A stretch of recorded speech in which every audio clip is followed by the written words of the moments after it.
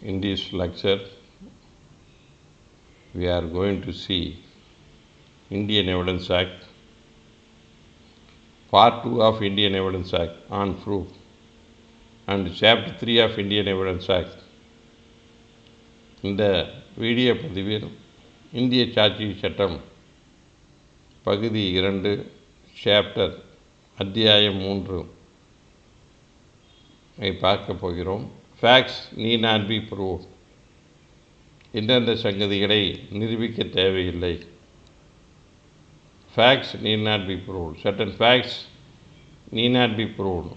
What are those facts are covered under this chapter, section from 56 to 58. So சில சங்கதிகளை பொறுத்து நாம் நிரூபிக்க வேண்டிய அவசியமில்லை.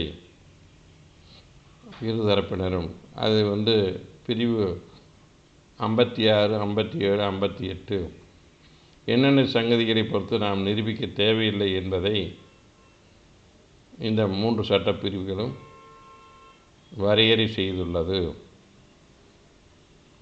So section 56 facts judicially noticeable need not be proved. நீதிமன்றமே தானாகவே நேரடியாக அதை தெரிந்து கொள்ளும் வாய்ப்பு இருக்கும் உண்மைகளை இருதரப்பினரும் நிரூபிக்க தேவையில்லை. கோர்ட் அதே தானாக முன்வந்து இந்த மாதிரி ஒரு சங்கதி இருக்கிறது என்பதை எடுத்துக்கொண்டு அதன் அடிப்படையில் ஒரு தீர்ப்பினை வழங்கலாம். அது அந்த மாதிரி என்னென்ன சங்கதிகள் நீதிமன்றம் எடுத்துக்கொள்ளலாம் என்பது 57 பிரிவில் வரையறை செய்யப்பட்டுள்ளது. அதில் 13 நிபந்தனைகள் கொடுத்துருக்குறாங்க. அந்த 13 நிபந்தனைகள் கொடுத்துருக்குறாங்க. அந்த 13 நிபந்தனைகளில் உள்ள சங்கதிகளை எந்த தரப்பினரும் நிரூபிக்க வேண்டியதில்லை. அதை நீதிமன்றமே தானாக முன்வந்து அதை எடுத்துக்கொண்டு அதை பற்றி ஒரு முடிவு செய்யலாம் என்பதுதான் இந்த பிரிவில் கூறப்பட்டுள்ளது. So section 57 what says court must take judicial notice. The court, the following section 57 states there are 13 facts. There are 13 facts of which we need not prove and place 13 facts before the court. These are the existence in the territory of India.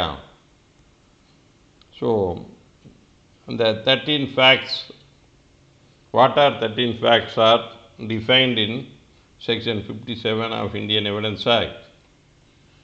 So court automatically the 13 acts can take itself as a notice of its existence, upon which court can come to a conclusion. So as per this act, this way this is the true, we can decide the case. So we are now for section 56, one of the ruling given district basic education officer and others versus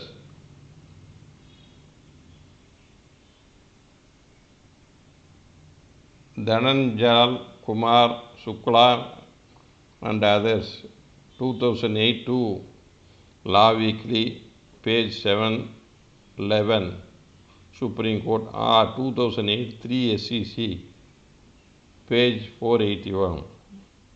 It dealt with the section 56 of Indian Evidence Act. Now we are going to see what are the 13 facts mentioned in the section 57 of Indian Evidence Act. The court shall take judicial notice of the following facts. It is a mandatory. It shall, no discretion at all. So, the facts of which any law is in existence, that is the first condition. கீழ்கண்ட சங்கதியை பொறுத்து நீதிமன்றமே கருத்தில் அதையே எடுத்துக்கொண்டு வேண்டும். இந்திய எல்லைக்குள் என்னென்ன சட்டங்கள் இருப்பதை பொறுத்து இருக்கின்றது என்பதை நீதிமன்றமே எடுத்துக்கொண்டு அந்த சட்டத்தின் அடிப்படையில் தீர்ப்பை வழங்கலாம்.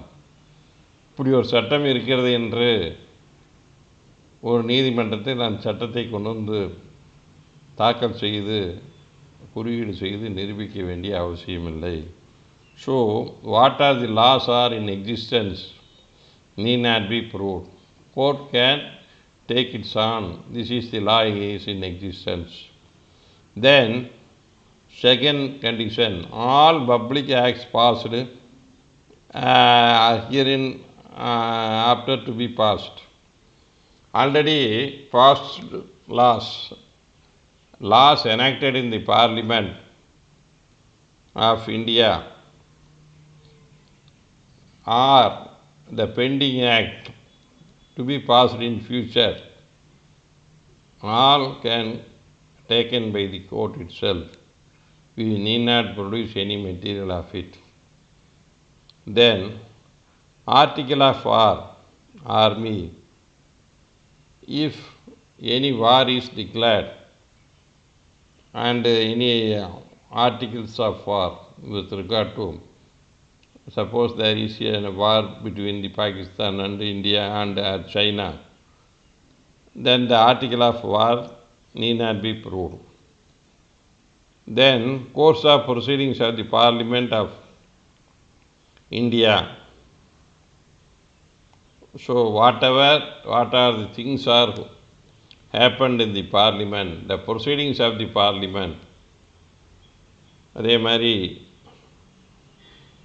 ரெண்டாவது நிபந்தனை என்ன சொல்கிறாங்கன்னா, எந்தெந்த சட்டங்கள் இயற்றப்பட்டுள்ளதோ அல்லது இனிமேற்கொண்டு இயற்றப்படும் அனைத்து சட்டங்களையும் நீதிமன்றத்தை பார்லிமெண்ட்டில் நிறுவியுள்ள அனைத்து சட்டங்களை பொறுத்து நீதிமன்றமே கருத்தில் கொள்ள வேண்டும். அதை தரப்பினரை நிரூபிக்க சொல்லி கேட்கக்கூடாது. அதே மாதிரி ஒரு போர் இப்போ ஒன்று நடந்துள்ளதால் இவ்வாறு இந்த போர் நடந்தது என்பதை நிரூபிக்க சொல்லி கேட்கக்கூடாது. அதே மாதிரி இந்திய பாராளுமன்றத்தில் நடைபெற்ற சங்கதிகளை எதையும் நிரூபிக்க சொல்லி கேட்கக்கூடாது. அதை நீதிமன்றமே எடுத்துக்கொள்ள வேண்டும். Then fifth condition, accession and sign manual of sovereign for United Kingdom or Great Britain or Ireland. அது மாதிரி parliament United Kingdom Parliament acts need not be proved. Whatever the manual available in the Great Britain, this is the law passed in the ruling of British. So it is mentioned that all seals of English courts take notice, all seals of Indian courts and all. If any order is passed by any of the court, then with the seal of the court, it need not be proved. So, seal of the notaries or which any person authorized to use constitutional authority or regular force in law. So, any person. Then accession of office, names, title, function and signature of the person filling for name in public office in any state for appointment is notified. Suppose a district collector or superintendent of police, like these are the officials are functioning in a district, names and title and the function and signature of the person and whose names were published, their appointment notified in the official gazette. ஒரு மாவட்ட collector அல்லது chief secretary அல்லது உயர் police அதிகாரிகள் மாவட்ட கண்காணிப்பாளர் அல்லது IG, DIG போன்ற அலுவலர்கள், இந்த மாதிரி நல்ல ஹையர் அஃபீஷியலில் இருக்கிறவங்களை பொறுத்தளவு அவங்களுடைய பெயர், அவங்களுடைய என்ன டெசிக்னேஷன், என்ன பதவி வைக்கிறாங்கிறத பொறுத்தளவு ஒரு அஃபீஷியல் கெஜெட் பப்ளிகேஷன் பண்ணுறாங்க. அந்த கெஜெட் பப்ளிகேஷனை நீதிமன்றம் எடுத்துக்கொள்ள வேண்டும். அஃபீஷியல் கெஜெட் மூலமாக யார் யார் பணியிடம் அமர்த்துதல், பணி மாறுதல் செய்யப்படுகிறதோ, அரசாணை மூலம் இப்போ பார்த்திங்கன்னா ஒருத்தர் மாற்றினாங்கன்னா உடனே அரசாணை பிறப்பிக்கணும் ட்ரான்ஸ்ஃபர் பண்ணுறதுக்கு. ஸோ அந்த மாதிரி அரசாணை பிறப்பிக்கு தகுந்த பொறுப்பில் இருக்கும் நபர்களினுடைய பதவி மற்றும் பெயர் ஆகியவற்றை நிரூபிக்க தேவையில்லை. The existence of title, national flag of every state are seven recognized. The flag of India or any state government has any flag or any title. Tamil Nadu is a title, Bihar state is a title, Uttarakhand is a title, Pondicherry unit, it is a title of the state. These things need not be proved. National flag of every state internationally and sovereign recognized by India. Any other country whose government are recognized by the Indian government. இப்போ அதே மாதிரி ஒரு நாட்டினுடைய பெயர் அல்லது அந்த நாட்டின் கொடி ஆகியவற்றை பொறுத்து இந்த நாடுகளை இந்தியா அங்கீகாரம் செய்கின்றதோ இந்திய அரசாங்கம் அதை இருப்பதை பொறுத்தளவு நாம் நிரூபிக்க தேவையில்லை. இது பிரிட்டிஷ் கொடி, இது பிரிட்டிஷினுடைய டைட்டில், இது தமிழ்நாடு ஸ்டேட்டினுடைய டைட்டில் அப்படின்னு சொல்லி நிரூபிக்க வேண்டிய அவசியம் இல்லை. அதே மாதிரி condition number 9, the division of time and geographical division of world public festival, fast and holidays notified in the official gazette. Holidays are certain holidays and public functions like Diwali, Ramzan, Christmas are notified in the official gazettes. Certain holidays are notified in the official gazette. Those holidays notified in the official gazette, we need not prove it is a holiday. சில விடுமுறைகளானது அரசாணை பிறப்பித்து சில இந்துக்கள், முஸ்லீம்கள், அதே மாதிரி Christian பண்டிகைகள், இந்துக்கள்னால் Deepavali, முஸ்லீம்ஸ்னால் Ramzan, கிறிஸ்டியன்னா Christmas ஆகிய பண்டிகைகள் எல்லாம் பார்த்திங்கன்னா இந்த மாதிரி நிறைய பண்டிகைகள் இருக்குது. ஒரு 15-20 பண்டிகைகள் இருக்குது. இந்த பண்டிகைகள் அனைத்தும் அரசாணை பிறப்பித்து அந்தந்த தேதிகள் விடுமுறை தினமாக அறிவிக்கப்படுகிறது. அந்த அன்னைக்கு ஒரு வழக்கு வருது, அந்த அன்னைக்கு அரசாங்கம் விடுமுறையா இல்லையா அப்படின்னா அதை நிரூபிக்க தேவையில்லை. அந்த கெஜெட் எடுத்துகிட்டு போட்டு அன்னைக்கு விடுமுறை என்பதை ஒரு நபர் நிரூபிக்க தேவையில்லை. Territory of dominion of Indian government, அதே மாதிரி the state territories, union territories. So how many states are there? It is published in the gazettes. And how many union territories are there?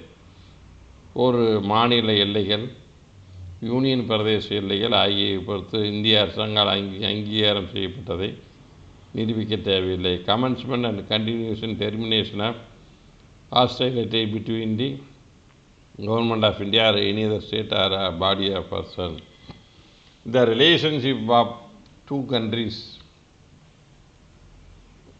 communication, and there is very good relationship with UK, very good relations with the Soviet Union. So when the relationship between two nations as per the government of India is, we need not prove when it commences, when it continues, when it was relationship between Pakistan and India is terminated, when these things are need not be proved. So ஒரு நாட்டினுடைய நல்லுறவுகள் எப்பொழுது ஆரம்பித்தது, இது எதுவரை தொடர்ந்தது, எந்த கட்டத்தில் அந்த நாட்டின் உறவை இந்திய அரசாங்கம் முறித்து கொண்டது என்பதை பொறுத்து நாம் எதுவும் நிரூபிக்க தேவையில்லை. Names of the members and officers of the court and deputy subordinate assistants also all the officer acting in execution its proceeds, all advocates all judicial staffs like judges, officer of the court and their subordinate officers, assistants, process server, peons and advocates, attorney, protector, pleaders are persons authorized by law to appear act before it.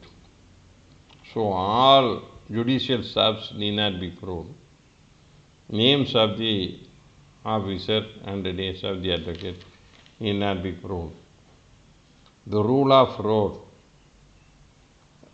In all these cases, all matter of public history, literacy, science, art, the court may reason of its side of proprietary book and document reference. Rules of road 13. So, rules, what are the roads are available? Sea roads,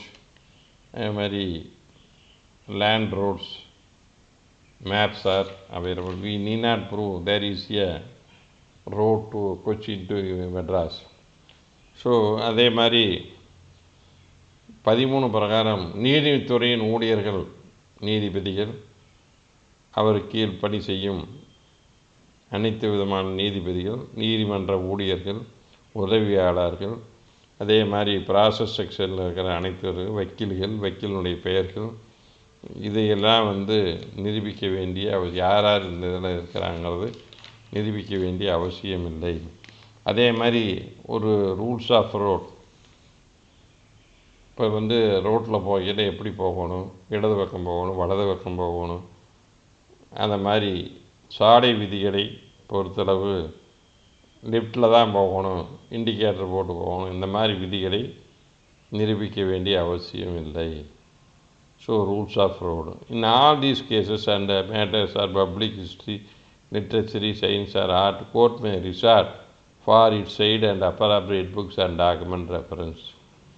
So there for these 13 reference, any of these literatures or science material or arts material available for these things, with the aid of those books can be, court can get those books.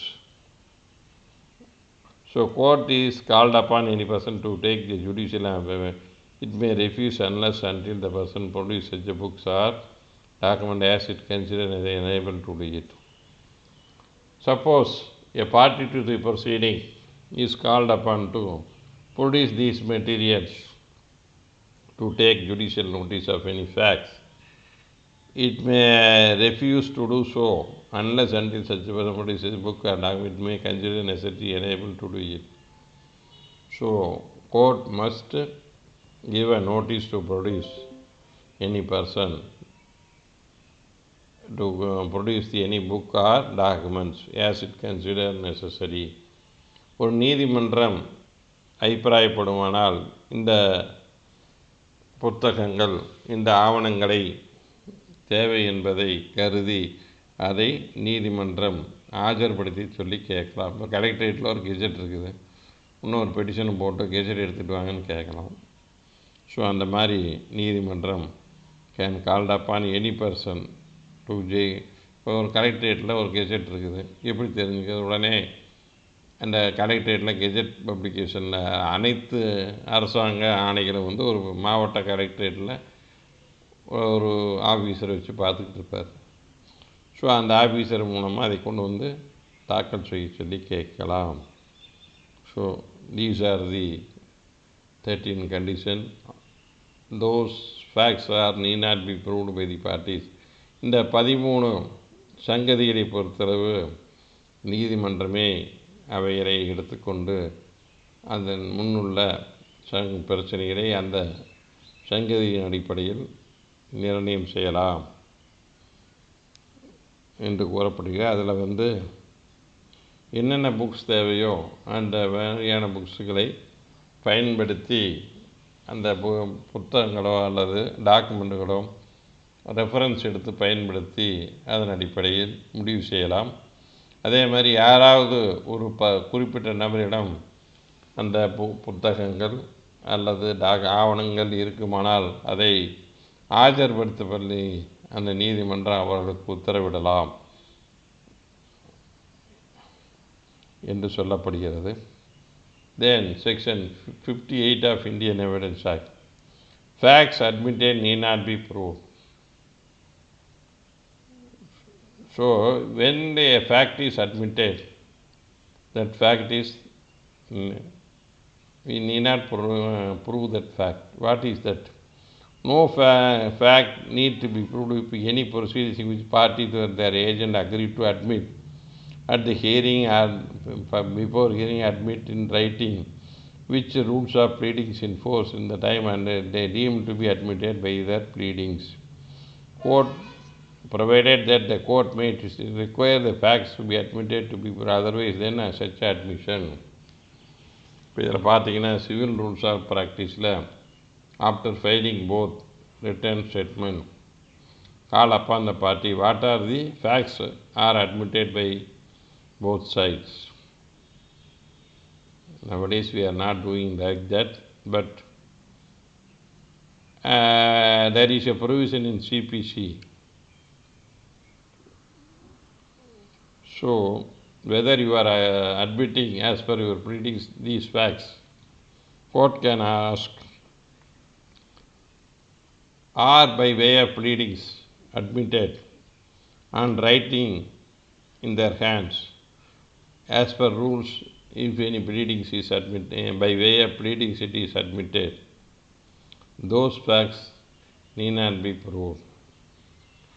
சில சங்கதிகளை பொறுத்து நீதிமன்றத்தில் வழக்கு விசாரணையில் இருக்கும் பொழுது இரு தரப்பினரையும் அல்லது அவருடைய வழக்கறிஞர்கள் their agent என்ன இந்த வழக்கில் நீங்கள் இப்படி பிளைனில் போட்டுக்கிறீங்க, ஒரு எதிர்வுரையில் இப்படி போட்டுக்கிறாரு, இதில் நீங்கள் இந்த ஆவணம் எழுதி கொடுத்த கையெழுத்து உங்களை தான் அப்படிங்கிறத ஒத்துக்கிறீங்களா? கையெழுத்தை பொறுத்தளவு எந்த டிஸ்பியூட் இல்லை, அது எழுதி கொடுத்தது எந்த சூழ்நிலையும் அப்புறம் பார்த்துக்கலாம். ஸோ எழுதி கொடுத்தது உண்மை, ஒத்துக்கிறீங்களான்னு கேட்டு எழுத்து மூலமாக ஃபஸ்ட் அட்மிட் பண்ணிக்கின்னு கேட்கலாம். ஃபஸ்ட்டு ஹியரிங்கோ அல்லது அட்மிஷன் பண்ணலான்னு சொல்லி சிபிசியில் அதுக்குன்னு தனியாக ப்ரொவிஷன் இருக்குது. எதெல்லாம் அட்மிட் பண்ணுறீங்க, எதெல்லாம் டினை பண்ணுறீங்கன்னா அட்மிட்டட் ஃபேக்ட்ஸ் எவை என்று ரிட்டர்ன் மூலமாக எழுதி வாங்கி கொள்ளலாம் என்று உள்ளது. ஸோ அந்த மாதிரி எந்தெந்த சங்கதிகள் ஒத்துக்கொள்ளப்பட்டது, ஒரு ஆவணம் எழுதி கொடுக்கப்பட்டது உண்மை, ஆனால் அந்த ஆவணம் மிரட்டி எழுதப்பட்டது என்று சொன்னால் கையெழுத்து அவருடையதான் என்பதில் அதை பொறுத்தளவு நிரூபிக்க தேவையில்லை. If a party by force, using force, obtained a document from a party and on which he filed a suit on the basis of the agreement. But the other party coming to the court admitted that yes, I have executed the document, but he threatened me to execute the document. Here execution, the affixing the signature is admitted, but under what circumstance? Validity is entirely different. It was obtained by force or threat, then the validity is different. But court can ask whether you have affixed your signature or not. That aspect alone, whether you are admitting, then the court decide. So we need not prove the signature found in the agreement is that executed. இப்போ ஒரு நீதிமன்றத்தில் ஒரு வழக்கு போடுறாங்க, அந்த வழக்கில் ஒரு ஒப்பந்தம் மிரட்டி ஒரு ஒப்பந்தம் எழுதி கொடுத்ததாக வாதி போடுறார். பிரதிவாதி ஆஜராகி ஒப்பந்தத்தில் உள்ள கையெழுத்தெல்லாம் என்னோட தான், ஆனால் அதை எங்கிட்ட கத்தி காமிச்சு மிரட்டி என்கிட்ட வாங்கிட்டாரு, கையெழுத்து போட்டு கொடுத்துட்டேன் அப்படின்னு சொல்லார். ஸோ அந்த ஒப்பந்தம் செல்லுமா செல்லாதா என்பதை பொறுத்தளவு அந்த ஃபோர்ஸ் யூஸ் பண்ணாங்கிறத அவர் நிரூபிக்கணும். கையெழுத்து அவர் தான் அப்படின்னு நீதிமன்றம் கேட்க ஆமான்னு சொன்னார்னா கையெழுத்து அவர் தான், அந்த கையெழுத்தை பற்றி எந்த டிஸ்பியூட்டும் இல்லை, கையெழுத்தே என்னதில்லை என்று நிரூபிக்க வேண்டியது என்றால் அது யாருடைய பொறுப்பு என்பது பின்னால் பார்த்து கொள்ள வேண்டும். ஸோ எழுதி கொடுத்தது உண்மை, கையெழுத்து போட்டது என்பது உண்மை என்றால் அதில் அந்த ஆவணத்தில் உள்ள கையெழுத்தை பொறுத்து இருதரப்பினரும் யாருடைய கையெழுத்து என்று நிரூபிக்க தேவையில்லை. So that is the but இந்த மாதிரி ஒத்துக்கொண்ட சில சங்கதிகளையே கோர்ட்டு சில நேரங்களில் நீங்கள் நிரூபிக்கணும் சார் அப்படின்னு சொல்லி நிரூபிக்க சொல்லி கேட்கலாம். அவங்க ஒத்துக்கொண்டாலும் நீங்கள் என்ன சொல்கிறீங்க, அவர் நிரூபிக்கிறீங்கன்னா அது நிரூபித்ததாக எடுத்துக்கொள்ள முடியாது. That is the facts NEET not be proved. ஒரு ப்ளீடிங்ஸ் மூலம் admission made by party in the form of declaration before the tribunal, possession of land by him on behalf of all family members admissible as against such persons. That is the Timmappa Roy versus Ramana Roy, 2007, 5 CTC 287. Admission pleadings are its course of trial as per section 58. When admission is made at the time of hearing or before hearing, when party admits the facts in writing and their hands of pleadings need not be. In other words, when admission are made by the parties after filing the suit, either in pleadings or in the course of trial, the facts need not be proved. That is Mohammedan BB versus R. Gunasekharan, 2011, 1 Madras Weekly Notes Civil, page 796, Madurai bench. So அதில் 58 evidence ஆக்கலான்னு சொல்லியிருக்குன்னா, at the time of first ஹியரிங்லேயோ அல்லது இது ஆரம்பித்த ஒரு படம், trial ஆரம்பித்த ஒரு படம் எழுத்து மூலமாகவோ அல்லது அந்த வாதுரை எதை ப்ளீடிங்ஸில் ஏதாவது சங்கதி ஒத்துக்கொண்டு இருந்தால் அதை பொறுத்தளவு நிரூபிக்க வேண்டிய அவசியம் இல்லை என்று அந்த தீர்ப்பு. Admitted facts proof in terms of 58 a things need not be proven. Ruling Kanmani Anusuya and others versus Parvatin Amarnath Chaudhary, 2008, 1 Law Weekly, page 466. So, proof of first marriage. The evidence available on record shows that the prosecution one have stated their evidence that marriage between them took place in the year 1986. There is no challenge at the time of crossing about the status of BW 1 and 3. As when the husband, when that be so, when there is no reason for trial court to condemn the first marriage as done, therefore there is no valid.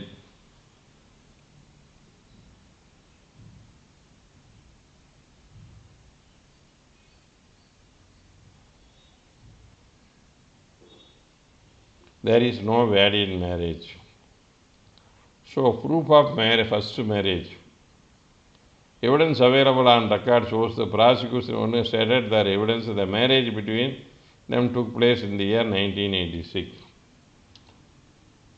சாட்சி ஒன்றுக்கும் 1 முதல் 3 சாட்சி என்ன சொன்னாங்கன்னா 1, 2 அவர்களுடைய ஆனால் முதல் திருமணம் 1986 நடந்தது. There is no challenge at the time of crossing about the status of PW 1 and 3 as an event. அந்த பொறுத்தளவு குறுக்கு விசாரணையின் பொழுது அவங்க கணவன் மனைவி இல்லை என்று எந்த மறுப்பும் செய்கிறது.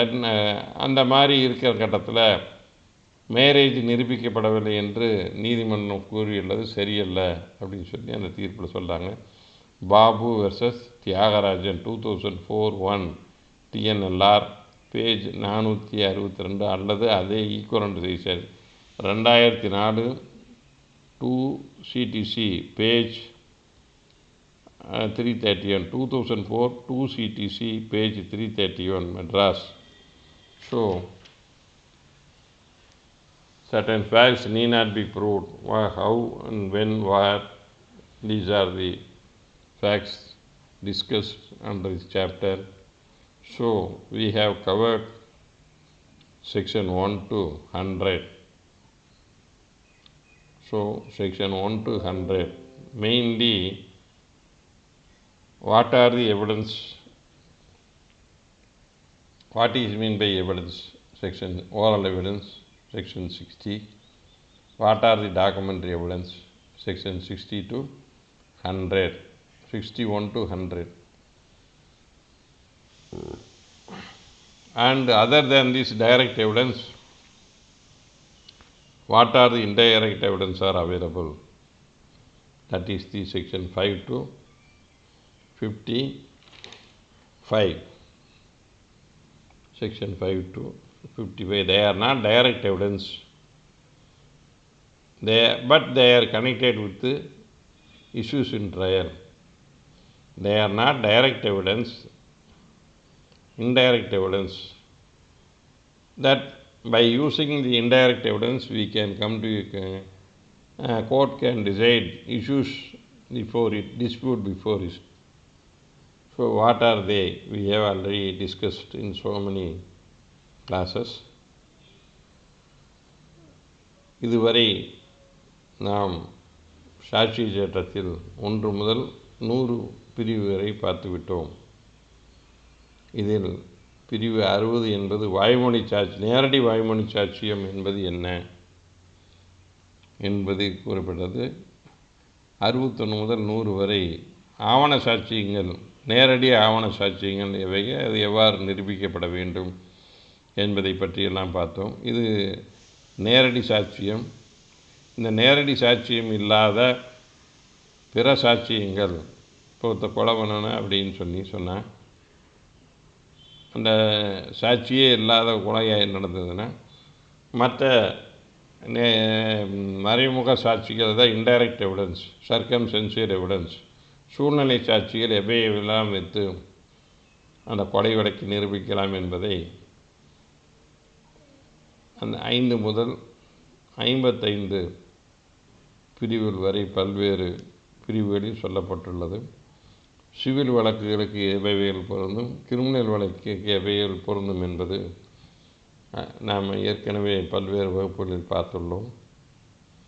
ஸோ டையிங் டிக்ளரேஷன்னா என்ன, கன்ஃபெஷன்னா என்ன, admission by an accused of offense is called confession. In civil side, admission is entirely different. In criminal side, the admission is entirely different. So when it is relevant, to whom it is made, how far the confession made to the police is relevant.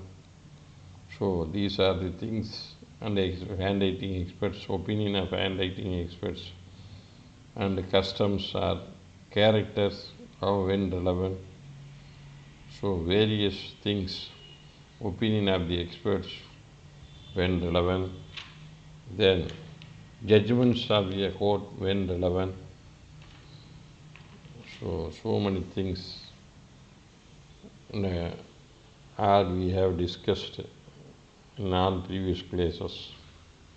So with this, what are the evidence as per the Indian Evidence Act? We have to read section 5 to 100. Only 5 to 100 defines what are the evidence can be taken by the court. Then remaining section 4, presumption. Other sections 100, above 100, burden of proof. So who has to prove in a case? So இதுவரை நாம் பார்த்துருக்குறோம் பல்வேறு சங்கதிகளை, நேரடி சாட்சியம் எவை என்றும், நேரடி சாட்சியம் இல்லாத பிற சாட்சியங்கள், ஆனால் தொடர்புடைய வழக்கின் நிரூபிக்க வேண்டிய சங்கதிக்கு தொடர்புடையவைகள் எவைகள் என்று பிரிவு 5 முதல் 55 வரை பார்த்துள்ளோம். அந்த தொடர்புடைய சங்கதிகள் தான் ரெலவன்சி ஆஃப் ஃபேக்ட்ஸ். அந்த தொடர்புடைய சங்கதிகளில் எவையெல்லாம் குற்றவியல் வழக்குக்கு பொருந்தும் என்றும் எவையெல்லாம் உரிமையல் வழக்குக்கு பொருந்தும் என்றும் இதுவரை நாம் பார்த்துள்ளோம். அதில் ஒரு சங்கதியை ஒத்துக்கொள்ளுதல் சிவில் சைடில் எப்படி, அதே கிரிமினல் சைடில் ஒரு குற்றத்தை ஒரு போலீஸ் அதிகாரியிடம் ஒப்புக்கொண்டால் அது ஒப்புதல் வாக்குமூலம்னு சொல்கிறோம். அதே சமயம் மரண வாக்குமூலம் என்றும் 32 சொல்கிறோம். அதே மாதிரி கருத்துக்கள், யாராடைய கருத்துக்கள், நிபுணர் கருத்துக்கள், தனிப்பட்ட நபர் கருத்துக்கள், ஒருத்தருடைய நேரத்தை, ஏற்கனவே உள்ள நீதிமன்ற தீர்ப்புகள், இவைகளெல்லாம் எப்பொழுதெல்லாம் எடுத்துக்கொள்ளலாம் என்று பல்வேறு சங்கதிகளை இதுவரை நாம் பார்த்துவிட்டோம். ஆகவே சாட்சி சட்டத்தில் சொல்லப்பட்டுள்ள சாட்சிகள் எவை என்பது 5 முதல் 100 வரையில் உள்ள பிரிவுகளில் தெளிவாக விளக்கப்பட்டுள்ளது. ஸோ சாட்சி இவைகளை மட்டுமே தான் சாட்சியாக எடுத்துக்கொள்ள முடியும். ஸோ எவையெல்லாம் எந்தெந்த சங்கதிகளெல்லாம் வைத்து ஒரு வழக்கை நிரூபிக்க வேண்டும் என்று எவையெல்லாம் சாட்சியமாக கொள்ளலாம் என்று பார்த்தோமானால் பிரிவு 5 முதல் 100 வரையுள்ள சட்டப்பிரிவுகளை தெளிவாக படித்து கொள்ள வேண்டும். இதில் 60 முதல் 100 வரையுள்ள இது நேரடி ஆவணம் மற்றும் வாய்மொழி சாட்சியம். 5 முதல் 55 வரையுள்ள பிரிவுகளில் நேரடியாக அந்த வழக்கினுடைய பிரச்சனையில் நேரடியாக தொடர்பு இல்லாமல், ஆனால் அந்த வழக்குக்கு ஏதோ ஒரு வகையில் ஒரு தொடர்பு அந்த வழக்கின் பொறுமையை நிரூபிக்க இயலும் என்றால் அந்த பொறுமைகள் எவைகள் என்பதுதான் 5 முதல் 55 வரை கூறப்பட்டுள்ளது. அந்த பொறுமைகளை வைத்து ஒரு நீதிமன்றத்தில் ஒரு வழக்கை தீர்வு காணலாம், பிரச்சனைக்குரிய தீர்வுகளை தீர்வு காணலாம். அவை எவை என்பதுதான். அது நேரடியாக இல்லைனாலும் ஒரு வகையில் அது வழக்கிற்கு தொடர்புடைய சங்கதியாக இருக்கும், ஏற்கனவே நடந்திருக்கும். ஆனால் அது வழக்குக்கு நிரூபிக்கிறதுக்கு அந்த சங்கதி தரும். இப்போ மரண வாக்குமூலம், ஒப்புதல் வாக்குமூலம் இதெல்லாம் இப்போ ஐ விட்னஸ் டு த அக்கரன்ஸ் இல்லை. ஒருத்தர் அடித்தா வெட்டுனான்னா அதை நேரடியாக சாட்சி போட்டு நிரூபிக்கணும். இப்போ ஒருத்தர் இறக்கம் தருவாயில் கொடுத்தா அது வாக்குமூலம் நேரடி சாட்சியம் இல்லை. அதே சமயம் ஒப்புதல் வாக்குமூலம் அது நேரடி சாட்சியம் இல்லை. ஆனால் அந்த வழக்கில் அதை நிரூபிக்க தகுந்த ஒரு தொடர்புடைய, அது கொலை செஞ்சானா திருடுனானா அப்படிங்கிறத நிரூபிக்க தொடர்புடைய ஒரு பொருண்மை சங்கதி, அந்த சங்கதியை வைத்து அந்த வழக்கில் திருடியவன் யார் என்பதை நிரூபிக்க முடியும், கொலை செய்தவர் யார் என்பதை நிரூபிக்க முடியும். கொலை செய்ததை நேரடி சாட்சியத்தின் மூலம் மட்டுமே நிரூபிக்க முடியும் என்பது சாட்சி சட்டம் 60 முதல் 60 சொல்லப்பட்டுள்ளது. ஆனால் நேரடி சாட்சியம் இல்லாத பிற சாட்சியங்கள் அந்த கொலையுடன் சங்கதியில் ஏதோ ஒரு வகையில் தொடர்பு இருக்குமானால் அந்த சங்கதிகளை வைத்து நிரூபிக்க முயல்வதுதான். அது என்னென்ன சங்கதிகள் என்று இப்போ கடைசியாக இப்போ லாஸ்ட் சீன் தியரி, 2 பேர் ஒட்டுக்க போனாங்க, ஒரு வீட்டிலேருந்து வெடி வர்றான், லாஸ்ட்டு அந்த பிளேஸ் ஆஃப் அக்கரன்ஸ்லேருந்து அவர் ஓடி போகிறாரு. அந்த மாதிரி இந்த மாதிரி பல்வேறு சங்கதிகள், அவருடைய நடத்தைகள் என்பதை எல்லாம் பார்த்தோம். ஸோ வித் திஸ் எவையெல்லாம் சாட்சியாக எடுத்துக்கொள்ளலாம் என்பதை நீங்கள் தெளிவாக தெரிந்து கொண்டால்தான் ஒரு நீதிமன்றத்தில் இதை தவிர மற்றவை எந்த தாக்கல் செய்தாலும் இது சாட்சி சட்டத்தில் கூறப்படவில்லை, இதை எடுத்துக்கொள்ள முடியாது என்பதை நீங்கள் தெளிவாக வாதாட முடியும். அது அந்த பொருண்மை நிரூபிக்கப்பட்டுள்ளதான், அந்த அந்த வழக்குக்கு தொடர்புடைய பொருண்மையா என்பதையெல்லாம் இந்த சட்டங்களை தெளிவாக தெரிந்து கொள்ள வேண்டும். ஸோ அடுத்து நீ சாட்சி சட்டத்தில் என்ன, பேர்டன் ஆஃப் ப்ரூஃப் யார் நிரூபிக்க வேண்டும்? இப்போ வழக்கு போட்டவர் நிரூபிக்கிறதா, அல்லது வழக்கில் எதிர்பார்த்து நிரூபிக்கிறதா? பொதுவாக இன் prosecution the prosecution is bound to prove all beyond reasonable doubt. So the burden lies on the prosecution to prove its case all beyond reasonable doubt. In civil side, whether plaintiff is to prove or defendant is bound to prove, these are the burden lies on the parties. So one particular fact, who has to prove it? That is dealt in part 3, chapter 7, burden of proof. நிரூபிக்க வேண்டிய கடமை யாருக்குள்ளது? யார் யார் எந்தெந்த சங்கதியை நிரூபிக்க வேண்டும்? By whom it is to be proved.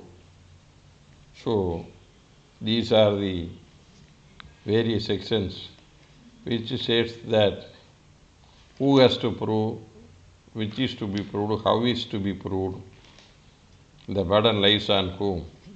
These are the discussed. Then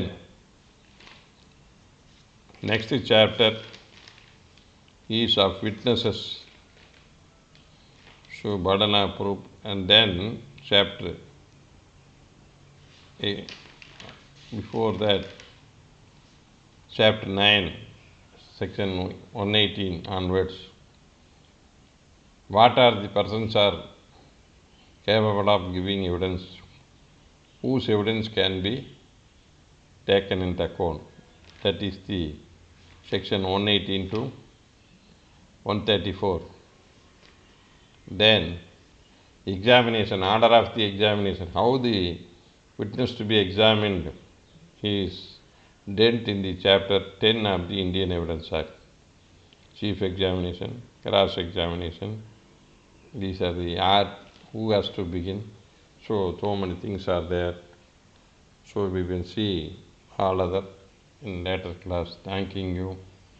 You may subscribe my channel Ilango Ramasamy Advocate in YouTube. I am having a separate link. You can share whenever you are having a link, then you can directly go to my channel and you can get all the lectures on various laws classes. You can see whenever you want to see, and hear and read the book side by side. So you are thorough with the acts. So it is helpful to you. Thanking you for watching this.